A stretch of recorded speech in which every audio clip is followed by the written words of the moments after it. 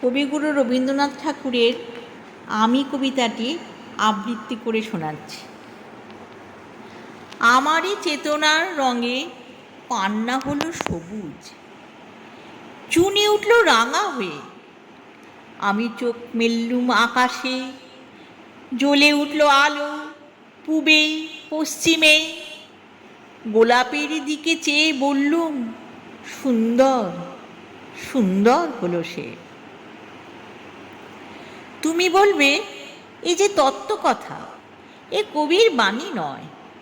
আমি বলবো, এ সত্য, তাই এ কাব্য। এ আমার অহংকার, অহংকার সমস্ত মানুষের হয়ে। মানুষের অহংকার পটেই বিশ্বকর্মার বিশ্বশিল্প। তত্ত্বজ্ঞানী জপ করছেন নিঃশ্বাসে প্রশ্বাসে, না না না, না পান্না, না চুনি, না আলো, না গোলাপ, না আমি, না তুমি। ওদিকে অসীম যিনি, তিনি স্বয়ং করেছেন সাধনা মানুষের সীমানায়, তাকেই বলে আমি। সেই আমির গহনেই আলো আধারে ঘটল সঙ্গম, দেখা দিল রূপ, জেগে উঠল রস।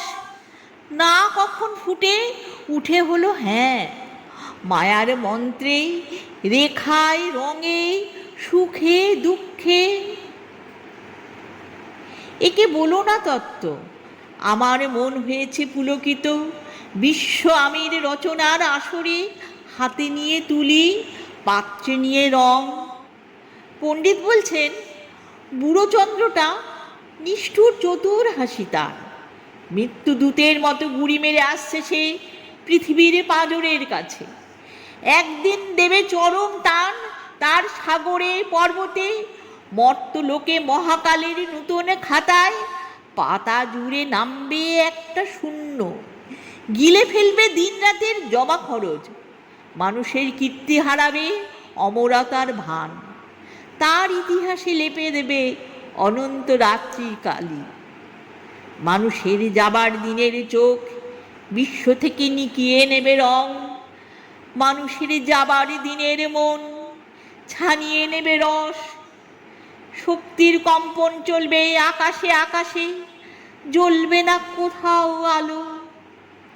বিনাহীন সভায় যন্ত্রীর আঙুল নাচবে, বাজবে না সুর।